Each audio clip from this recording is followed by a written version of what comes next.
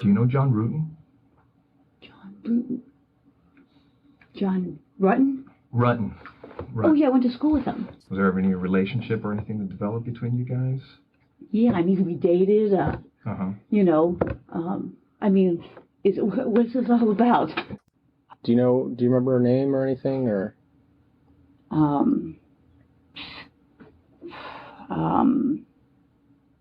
Or what she did for a living, or where she worked, or anything about her? Well, I think I'm going to say I think she was a nurse. I don't understand why you're talking about some guy I dated a million years ago. Well, do you know what happened to his wife? Yeah, I know she got killed. Do you know what the circumstances were regarding her death? Jeez, let me think back. Jeez. You and her were having a problem because of the John situation. Did you ever fight with her? You mean like we fought? Yeah. Did you ever duke it out with her? No, I don't think so. I mean... You'd remember that, right? That would be pretty... Yeah, I would think so. They're saying, okay, I fought with her, so I must have killed her. I mean, come on. You know, if we asked you for a DNA swab, would you be willing to give us one? Maybe. Because now I'm thinking I probably need to talk to a lawyer. That somebody would be saying that I did this. I mean, we had a fight, and so I went and killed her. I mean, come on.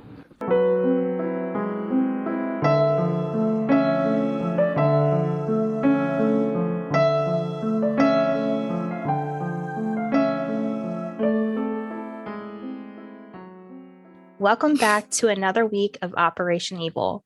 This is episode 33. It is titled, Hey Jealousy. I'm your host, Nyoka. And I'm Rachel. And thanks for tuning in to another episode. We appreciate it more than we can ever express. And if you're new here or you're returning, we hope you enjoy it. And if you have any suggestions, stories to tell, or you just want to say hello, feel free to email us at operationevilpodcast@gmail.com. Okay, enough with the mushy stuff. Let's get on with it. Lovey-dovey. I know. It's Valentine's Day is coming. Yeah. Bringing on the mood. Will you be my Valentine? Of course I will. We're having a little bit of glitchy here. Can you hear me okay? Yeah. Can you hear me? It's just glitching a little bit. Why is it doing that? I don't know. I don't know either. You're all good, though. Okay. When Stephanie Lazarus met John Bruton at a party in 1978, she was an 18-year-old freshman at UCLA. They were both into working out and physical fitness, which made them connect and become such great friends. It wasn't before long that they took things to a new level, and they became friends with benefits. The relationship would continue this way after graduation because it was working out so well. Stephanie's original plan was to go into law, but discovered it just wasn't for her. Instead, she pursued police work and applied for the police academy. Her love of physical fitness and this career seemed to be a perfect fit for her. Her friend with benefits, John, would go on to have a career as an electrical engineer. Their friends with benefits arrangement remained until John laid eyes on 27-year-old critical care nurse Sherry Rasmussen. Hold on, let me try her last name again. Rasmussen. Yes, Rasmussen. It's a tricky one. It was just love. Call her Sherry Razzle Dazzle. Yeah, I like that. It was love at first sight, and they were quickly together and engaged within a year. And when Stephanie found out about the engagement, she did not take it well. She called John crying, "Please come over." She would weep. And he went ahead and he went over to her place to comfort her. When he was there, she confessed her love for him. She told him that she's always loved him and begged him not to marry Sherry. But he refused. And he said he needed to leave. But she begged him to please stay and begged him to have sex with her one more time, which he did. Stephanie, yes. Stephanie was not happy that John was going to marry Sherry. She wanted to cause conflict in the relationship. So she had this idea. She put on this skimpy outfit, like short shorts, crop top, something that really showed her body. And she showed up at Sherry's work, which was at a hospital. Oh no. She wanted, let's just say she wanted Sherry to see what John was having, like with her. So she was showboating. Yes, she was. And she went there to argue with Sherry and told her how her and John had sex 2 nights ago. And Sherry was like in disbelief, and she was just upset. And when she got home, she confronted John, and he begged for her forgiveness. And he said, please, please don't let this mess us up. I want nothing more in the world than to be married to you. She ended up forgiving him, and she married John on November 23rd, 1985. So Stephanie's plan, it failed. So Sherry and John's marriage didn't keep Stephanie at bay. Stephanie, now an officer in the LAPD, would stalk and harass John's new wife. Oh my goodness. Yeah, she even entered their condo one day and said that she was waiting for John. She just entered, just made herself at home. Like while Sherry was home? Yeah. And so she was waiting on John, like nothing. Oh my God. And this girl's a police officer? Yes. Yeah. Her jealousy was out of control. John told Sherry to ignore Stephanie because if she ignored Stephanie, she would just eventually she'll go away. She'll get over John. It'd be done with. But little did John know that Stephanie believed she was in this love triangle with them. So the next day, the day that Stephanie snapped was on February 24th, 1986. She was off of work that day and decided to pick the door lock to Sherry and John's condo and let herself in again. Stephanie, oh yeah. Stephanie was well aware that John would not be home at this time, but knew that Sherry would be. So when Sherry saw Stephanie in the condo, she was in shock. She's like, what are you doing here? When Stephanie was detected, she shot at Sherry with her .38 caliber revolver and hit the window. Now, Sherry's freaked out at this point, and Sherry tried to run away from Stephanie. But I mean, Stephanie had police training and she was no match. Although and she already had her mind made up too. Yes. Yeah, she was at a disadvantage. And even though Sherry was taller than Stephanie and she was strong, it just wasn't enough. But you can tell from the scene they described that it was a fight to the death. And Sherry didn't go down so easily. She gave it her all. She really did. But what would ultimately be Stephanie's mistake was that she bit Sherry on the forearm in order to cause Sherry to let go of her sleeper hold she had on her. Oh my gosh, this woman is nuts. Yes. And once she was freed, Stephanie grabbed a nearby vase or vase, however you say it, and smashed it over her head. And the fight ended when Sherry was also butted with Stephanie's revolver in the head. Stephanie then grabbed a blanket. She took this blanket and she wrapped it around her revolver. To make like a silencer? Yes, to make like a silencer. She held her weapon out and shot Sherry 3 times in the face and heart. Yes. So now she's kind of shifting modes. Okay. Stephanie went from being a murderer and now she's got to think like a police officer.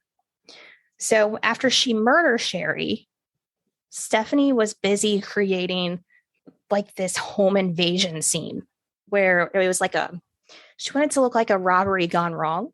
So she stacked up the VCR and CD player on the ground as if robbers like had it in their hands to steal it and had to set it down. She knocked over furniture. She pulled things out of drawers to make it just look ransacked. I mean, she really set up the scene. Now, when John came home, he found his new wife beaten to death, shot multiple times. He was freaking out.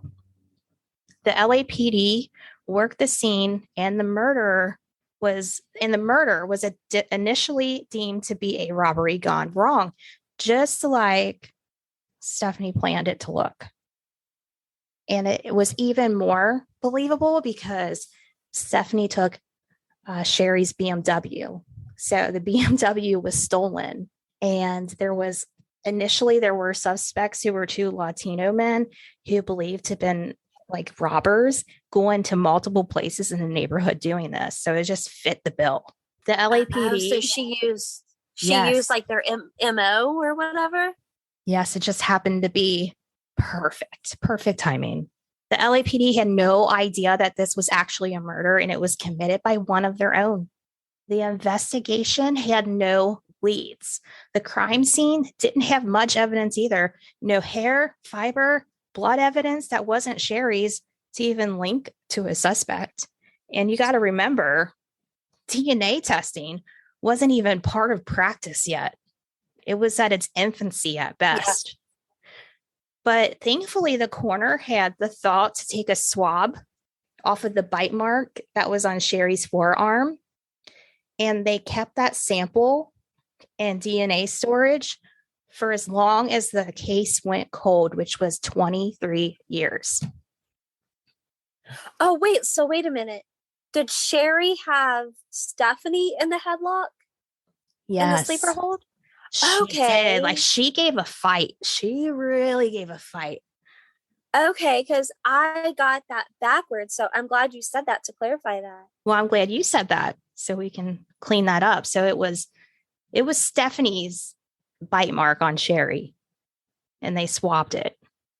So you were right. She did fight. She fought the good fight, and she did. And so it's been 23 years, right? And it seemed like Stephanie Lazarus got away with murder, and not only got away with murder, but she kind of had like the perfect murder. She set it up perfectly. And she was part of the LAPD. I mean, who would ever believe it was one of their own? That's just crazy talk. And especially at the time, a woman. Yes. And what's interesting to note too, I didn't realize this until I was really researching it, but during this time when women were police officers, they had different testing than men. That was like a little easier. They weren't doing like the work that men did. It was just separate. When she became a police officer and was going to the academy, things have changed, and they were all taking the same physical fitness testing and all that stuff. So she had to perform like everyone else. Just a little quick note. Like a physical things. Yeah. So here we are. Stephanie thinks she got away with it. It's been a long time. And what was interesting was that she didn't comfort John after his wife died. Like, in fact, their friendship wasn't as close as it used to be. Stephanie actually went on to marry another detective. She also survived thyroid cancer. She raised money to start a daycare program for members of the LAPD. She moved up through the ranks in her career and started her own private investigation firm called Unique Investigations. And she adopted... Oh my God, so what was her point? I know. She adopted a little girl too. Yeah. By 2006, she became a detective investigating an art fraud. As the years went on, DNA technology advanced. And it wasn't until 2005 when the LAPD had the technology to test DNA samples. This was a great time for them to bring out cold cases that had samples to test. Don't you love that? I do. When like you hear like somebody was smart enough to keep something and then like so many years later. I love that. Me too, so much. And what was great is that Sherry's case came out of that because they had the sample of the bite. So this was a great time to test DNA because originally during this time, they thought the robbers were men and that a man did this. Okay. I just want to tell you that before we continue. So they took it out. They looked at the case again, and all of Sherry's acquaintances were secretly swabbed. And the police then discovered a link between Sherry and Stephanie. Oh, which was John. And they were putting things together. So, for example, Stephanie was off work the day that Sherry was murdered. Okay. She reported her duty weapon missing, which was a .38 caliber revolver, like what was used in the murder. She reported that missing. You're stupid, Stephanie. Yes. She reported it 2 weeks after Sherry was murdered. So they're putting all this together and they're like, oh, this isn't looking so good. Could it be? I don't know. Could it be one of our own? So they kind of followed her around for a little bit to get her DNA. And they waited and waited. And finally, they had the perfect opportunity because she threw away a styrofoam cup containing her DNA. And they took it out of the trash. And they were able to get that DNA. And guess what? It was a match to the bite saliva on Sherry. Round of applause. Yes. To confront Stephanie Lazarus, it had to be done in a smart way. She was armed. She's a police officer. Yeah. I mean, you have to get creative. You have to kind of like, I don't know, catch her in the element of surprise. So the police had this idea. Well, and the thing is too, like I wondered like if they if maybe if she knew too much, she would know that they were onto her. Exactly. So they really had to think this out, be on the download, work it out on which the best approach would be. And they decided that the best way is to ask for her help with interrogating a suspect about art fraud, which is what she was specializing in as a detective. The reason why they decided to go this route is because before you're in an interrogation room, everyone is disarmed. So no officer, no one has weapons. So smart. So smart. So when they asked her, hey, I got a suspect here and it's about art fraud. Can you come in here and can you help us with this interrogation? And she's like, absolutely, I can help you. So they're all disarming and they get in a room and they keep her in there for like an hour asking her questions. And she's not seeing anybody to interrogate, but they're asking her questions about John and about Sherry and how do you know him and how do you know her? What kind of relationship did you have? I mean, they really questioned her. And she started to catch on because she did this for a living. And she's like, she knows she's the suspect at this point.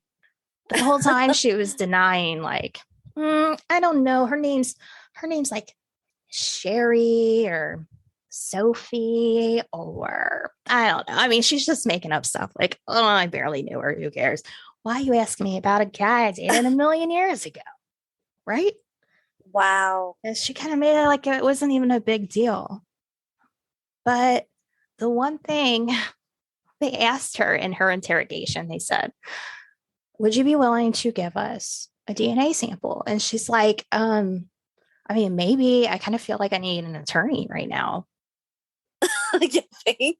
And the whole time, like, she has no idea that they've already got her DNA from that cup she threw away. They already know she's a match, but she doesn't know this.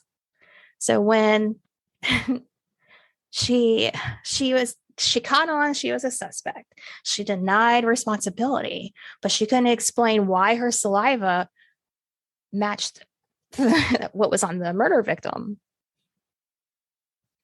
Oh, they even asked her questions like, did you ever get in a fist fight with her? And she's like, no, I don't think so. Well, you would remember. I don't think so. Yeah, like, yeah. well, you would remember that, wouldn't you? Yeah, I think so. I think so. Ooh. So, during the trial, defendant Stephanie Lazarus pleaded not guilty. And the whole time she avoided eye contact with witness and ex-lover John. He stated that he never considered her to be his girlfriend, even though they had a long sexual relationship. Ouch, that must have hurt her feelings. Because they messed around for years. Yeah, it means to hear there's no feelings at all. Yeah. Ugh, burn. When John was asked what his understanding of the relationship with Stephanie was, he answered, we were good friends. We saw each other on and off. And on some of those occasions, we had intercourse. He described that there was only necking and fooling around in their college years. So like obviously she made it to be more than it was. I don't know. So pictures of John and Stephanie from this time period of them in college and, hanging out or whatever, they were being shown to jurors. John testified when he met Sherry in 1984. They quickly became a couple and got engaged, and he felt no need to tell Stephanie because he had not seen her for months before the engagement happened. And when she did learn about the engagement, we know what happened. She got him to come over to discuss things. He admitted that he did sleep with her, and it was a stupid move on his part. When Sherry ended up forgiving John and they got married, he ended all contact with Stephanie, which is probably what amped her jealousy. Yeah. As the trial went on, though, John explained the day he returned home to find his wife dead on the living room floor. He said he placed a blanket over her face, called 911, and made himself available to the police. He never lived in that condo again, though, after that day.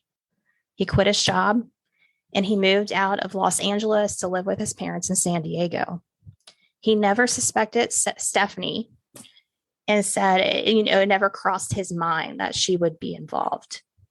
So in 1989, he made contact with Stephanie again. John did. And he met up with her in Hawaii. And John ended up moving back to Los Angeles and said he contacted her and they had sex at least 2 more times.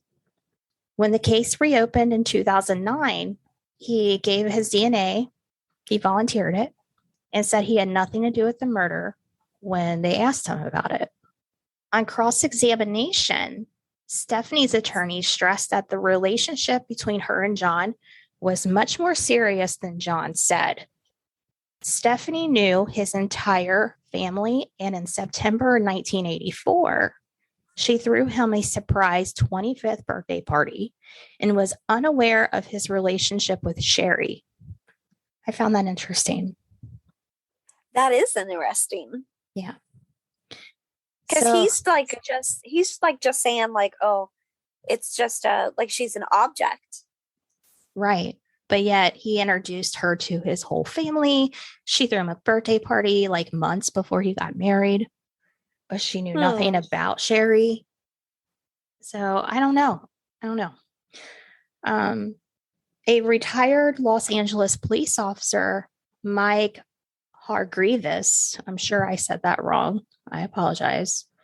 He was a witness for Stephanie. He was called to the stand, and he was saying how he lived in the same condo building that Stephanie lived in for like a year and remembered her waking him up in the middle of the night, upset that John had broken up with her. She told him that John said he was going to marry someone else. I found that interesting as well. Now, John's sister, Gail, showed jurors a letter to her mother from Stephanie, postmarked August 6, 1985, that said the following, quote, I'm truly in love with John, and the past year has really torn me up. I wish it didn't end the way it did. I don't think I'll ever understand his decision, end quote. So that, like, him and Sherry were already married? Yeah, they were. Stephanie was arrested in 2009 after her DNA was linked to the bite mark on Sherry's arm. Her DNA indicated that there was a 402 quadrillion to 1 chance that the DNA belonged to someone other than Stephanie Lazarus. So I would say, yeah, it's her.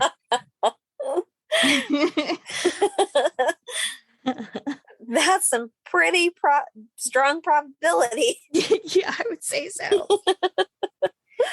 Now, on March 8th, 2012, she was convicted of first-degree murder and sentenced to 27 years to life in prison at the Central California Women's Facility.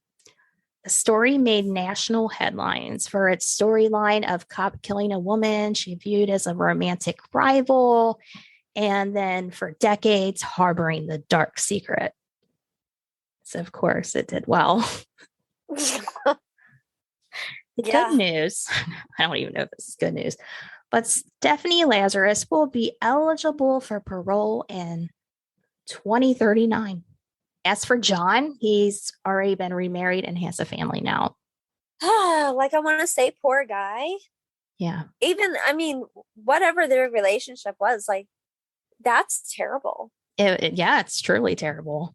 Like you said, regardless of what their relationship was, I mean, she obviously felt like they had one. He said, no, I don't know. It's kind of weird. It is. Well, I mean, she could have just been one of those psychos where she was just like in love with him and just inserted herself. Yeah. Like, you know, like she obsessed. made her. Yeah. Like maybe she took it upon herself to introduce herself to his family. Maybe so. And she was a police officer, so she had like advantage. Yeah. To many things. I don't know. Well, this concludes this week's episode. Hey, Jealousy. You see why I picked that title? That is a great title. And I could not help to, when you're talking about Stephanie, to imagine a fellow person that we know that's a police officer. Yes. The blonde. Yeah. Yeah. Not that she would ever do anything like that. You just need a face or something. Well, because she's a badass. She is. Yeah. She is a beast.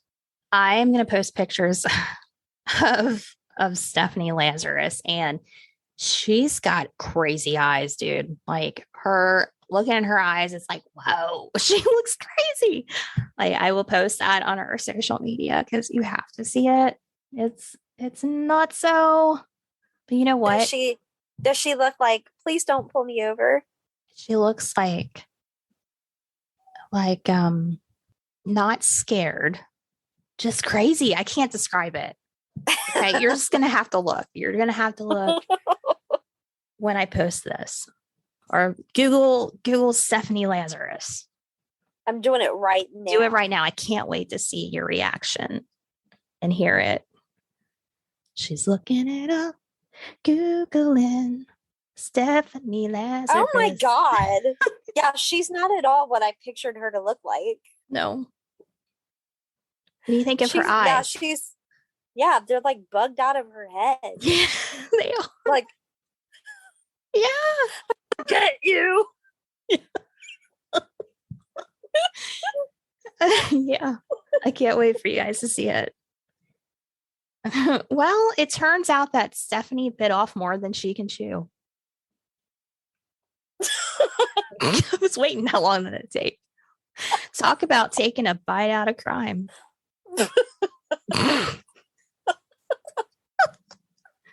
Okay, I'm sorry with all the puns. I couldn't help my punny self. Okay, for real though.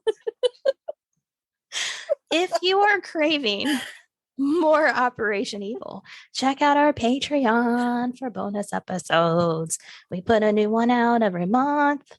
Also, do you think people are like, shut up, stop singing like what you're saying?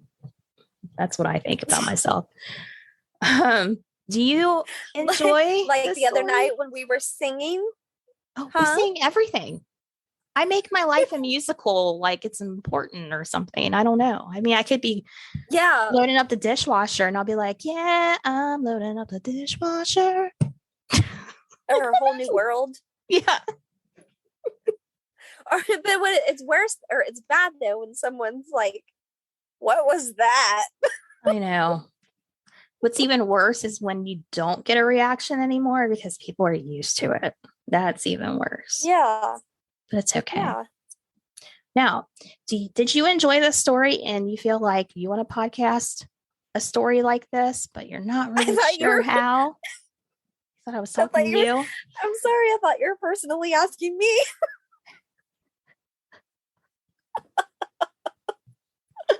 Anyway, you are not alone. That's why we use Buzzsprout. It is an easy way to launch your podcast and get your show listed on every major podcast platform like Apple Podcasts, Spotify, Google Podcasts, and more. Buzzsprout offers different options depending on how much time you want to podcast per month. There's a free version, and if you want to upgrade, you can do that too. Not sure what equipment you need? Buzzsprout has tons of guides to help you find the right equipment at the right price. You'll also get a great looking podcast website, detailed analytics to see how and where other people are listening, and tools to promote your episodes. Personally, I love how Buzzsprout publishes new YouTube episodes every week. Those videos were extremely helpful to us when we were learning how to podcast. If you have been looking for a sign to start your own podcast, consider this one and join over 100,000 podcasters already using Buzzsprout to get their message out to the world.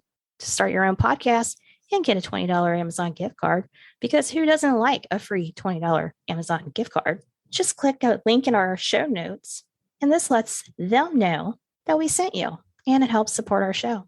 So, Rachel, I said last week about your DNA test. I need to know. Yeah. We've all been wondering, okay, what is the status? Have you sent it out yet? No. Rachel, I'm going to bring this up every single week until you send it. So I sent it out for real, and I did find out that I am. I don't know. I was like, no, you're lying. You're lying. I will be asking you again next week. Get it sent out. Still no send. Send it. It takes so long to get your results back. Send it. Was it like 6 weeks or something like that? Yeah, it feels like forever. You're going to wait 6 weeks just to send it out. I know you. Yeah, I think I've had it since before Christmas. Oh, yeah, you need to send it out. All right, I'll ask you again next week.